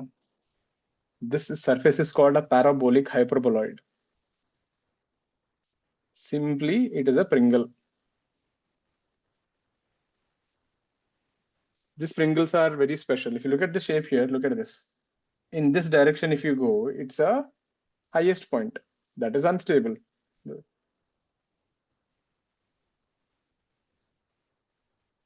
If you go in this direction, this is like a valley here. This is stable. So depending on which direction you push, so if you push it along the green line, it will be a stable equilibrium. If you push it along the red line, it will be an unstable equilibrium. So in two-dimensional, you can create a point where you have both stable and unstable. And these shapes are very special. Huh? This parabolic hyperboloid, right, has a lot of practical applications. So one of the best thing about this shape is when it breaks, generally if you try to apply force on this, these are very difficult to break. But when it breaks, the whole chip will break at the same time. So when this Pringles company, right, was trying to make these chips, you need to understand there is something called food science. People put a lot of research into designing chip ka shape also. So the reason why Pringles are in this shape, three reasons. One, did you ever see Pringle ka box? You get a cylinder and you have a lot of Pringles on top of it. When you eat all the Pringles, you'll observe one thing. You will rarely find any powder in the Pringle ka box. Notice kiya kabhi? Look at Lay's ka packet, bahut powder milega. That's because the chips will get crushed and everything. But in a Pringle ka box, you can keep one Pringle on top of another. You can stack 25, 30 of them, but the bottommost Pringle doesn't break. This shape has a very high strength. You can keep 50 Pringles and the lower Pringle doesn't crack. So one. So you can put them in a cylindrical container. And that is the reason, if you ever seen this, football stadiums or something, they're actually constructed in this shape, the upper part. Have you noticed kiya? This is a very stable structure. Even in IIT Madras, when these people built an auditorium, the upper part, the enclosure, they built a shape of this sort. So generally, when you are covering a stadium upper parts, they prefer this shape. It has a very high strength. So that is the first reason. Pringle box, you can keep a lot of Pringles. Second thing, look at the shape. It fits exactly on top of the tongue. You can take a Pringle and put it on top of your tongue. Second. Third, when you apply force to break the Pringle, the entire Pringle will break at the same time. So when the entire Pringle breaks at the same time, it coats your tongue 15% more than normally eating it. That means it will activate 15% of your buds more compared to eating the chip normally. That means you will think the chip is 15% more tastier than normal. So that means you can actually use less masala or less, ingredients in order to make it more tasty just by changing the shape. You're getting it? So this much science actually goes into designing this stuff. So next time when you see a Pringle ka box, you will understand. People really thought a lot about that shape. The shape is parabolic hyperboloid. You can have both stable and unstable. Record. Sorry, sir, but in this shape, what if I push it not along any direction as such? I just push it somewhere in the middle. So then, what kind of state will it be in? Like, उसका Force in potential middle energy matlab here बढ़ेगा you are कि saying? Know like मैं उस point से ही जरा सा like let's say 45 degree पे axis पे Like this you're going. It's an unstable only, हाँ na? सर लाइक वो Unstable. स्टेबल भी है और अनस्टेबल भी है सर दोनों मिक्स Simple. लग रहा See, if you just displace this way, will it stay there or come back? है It slides, it will na? Come back या It's not no that position is not a stable position. See, we okay only talk about stable and unstable equilibrium at a point, isn't it? So this point is what? That point is nothing. First of all, it won't remain at rest only there. या So if you want to talk about stable and unstable, first it should remain at rest. Then you talk about stability and instability. Okay sir Yes, sir. Clear with this? So there, that's a bit about the potential energy part and everything. So next class when we catch up, we'll continue from here. We are going to see more. We will see gravitational potential energy, kinetic energy, and all that stuff. And we will start entering now into work energy theorem and conservation of energy. So next class will be quite important. We'll be doing a relation between force and energy. Okay, with that, we'll wrap